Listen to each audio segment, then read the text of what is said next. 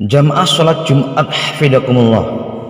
Secara bahasa, Sya'ban berasal dari kata syi'ab yang artinya jalan di atas gunung. Makna ini selaras dengan posisi bulan Sya'ban yang menyongsong bulan Ramadan. Hal ini merupakan kiasan bahwa bulan ke-8 dalam kalender Hijriah tersebut merupakan momen tepat untuk menapaki jalan kebaikan secara lebih intensif, mempersiapkan diri menyambut bulan paling mulia, yakni bulan Ramadan. Posisi bulan Sya'ban yang terletak di antara Rajab dan Ramadan seringkali kurang mendapat perhatian lebih dibandingkan dua bulan mulia yang menghimpitnya itu. Pada Rajab, keutamaan-keutamaan seputar puasa dan amalan lainnya kerap kita dengar. Di bulan Rajab pula kita mengenang peristiwa dahsyat yang dialami Rasulullah, Isra Mi'raj. Bulan Ramadan lebih hebat lagi. Orang-orang seakan-akan menjadi manusia baru, berburu fadilah dan pahala yang berlipat di bulan suci ini. Tidak demikian dengan Sya'ban. Dalam hadis riwayat Abu Dawud dan Nasa'i, Nabi menyebut Sya'ban sebagai bulan yang biasa dilupakan umat manusia.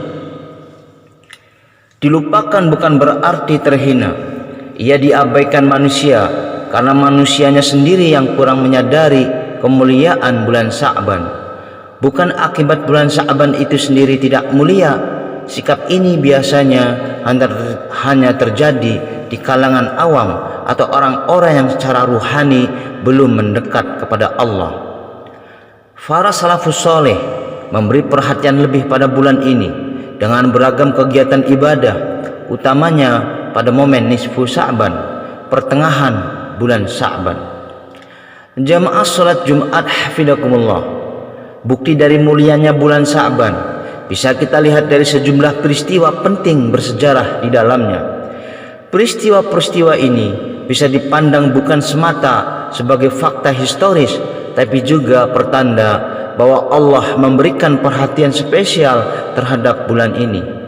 Pertama, pada bulan Sya'ban Allah menurunkan ayat perintah bersolawat kepada Nabi Muhammad sallallahu alaihi wasallam sebagaimana yang tercantum dalam surah Al-Ahzab ayat 56. Inna Allah wa malaikatuhu yusalluna 'alan nabi ya ayyuhalladzina amanu sallu alaihi wa sallimu taslima. Artinya, sungguh Allah dan para malaikatnya berselawat untuk Nabi. Hai orang-orang yang beriman, selawatlah kamu untuk Nabi dan ucapkanlah salam penghormatan kepadanya.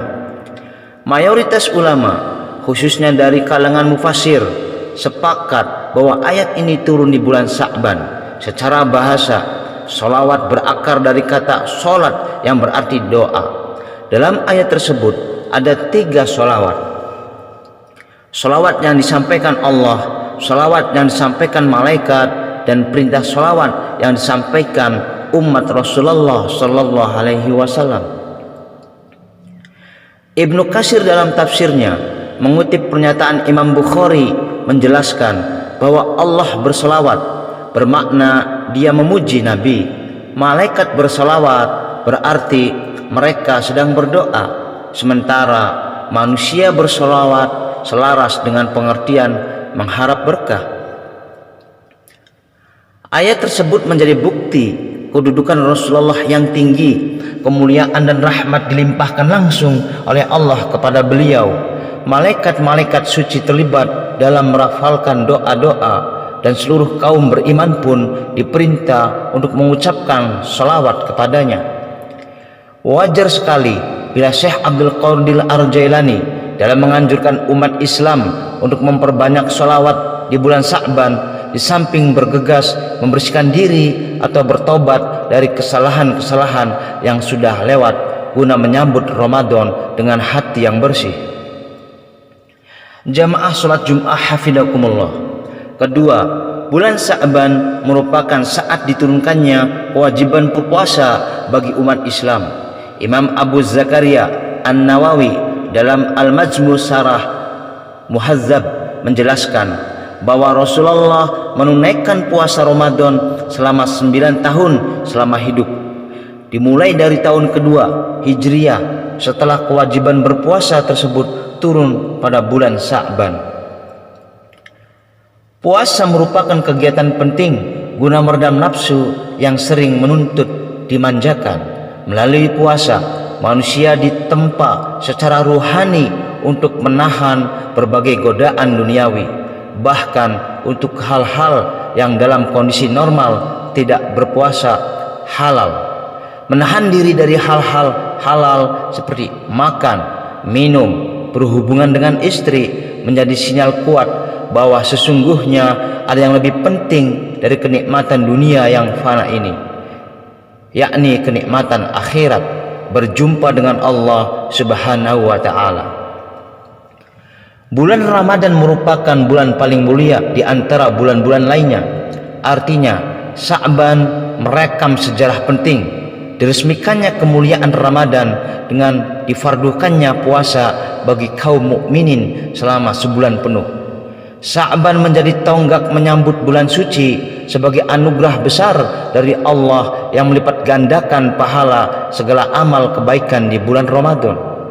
Jamaah salat Jumat hafizakumullah. Ketiga, bulan Sya'ban juga menjadi sejarah dimulainya Ka'bah menjadi kiblat umat Islam yang sebelumnya adalah Masjidil Aqsa. Peristiwa peralihan kiblat ini ditandai dengan turunnya ayat 144 dalam surat Al-Baqarah. Qad nara taqalluba wajhika fis samai falanwalliyannaka qiblatan tardaha fawalli wajhaka satral masjidil haram. Artinya, sungguh kami melihat wajahmu kerap menengadah ke langit, maka sungguh kami akan memalingkanmu ke kiblat yang kamu sukai. Palingkanlah wajahmu ke arah Masjidil Haram. Saat menafsirkan ayat ini, Al-Qurtubi dalam kitab Al-Jami' lil Ahkamil Quran dengan mengutip pendapat Abu Hatim Al-Basti mengatakan bahwa Allah memerintahkan Rasulullah sallallahu alaihi wasallam untuk mengalihkan kiblat pada malam Selasa bulan Sya'ban yang bertepatan dengan malam nisfu Sya'ban. Kiblat menjadi simbol tauhid karena seluruh umat Islam menghadap pada satu tujuan. Beralihnya kiblat dari Masjidil Aqsa ke Masjidil Haram juga menegaskan bahwa Allah tak terikat dengan waktu dan tempat. Hal ini ditunjukkan dengan sejarah perubahan ketetapan kiblat yang tidak mutlak dalam satu arah saja.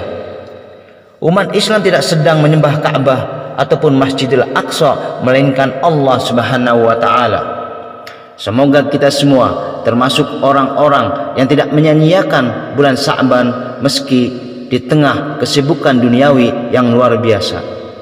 Al-Fakir mengajak kepada jamaah sekalian untuk menyisihkan waktu untuk meningkatkan kedekatan kita kepada Allah melalui kontemplasi, zikir, dan amal kebaikan, lebih-lebih di bulan mulia ini.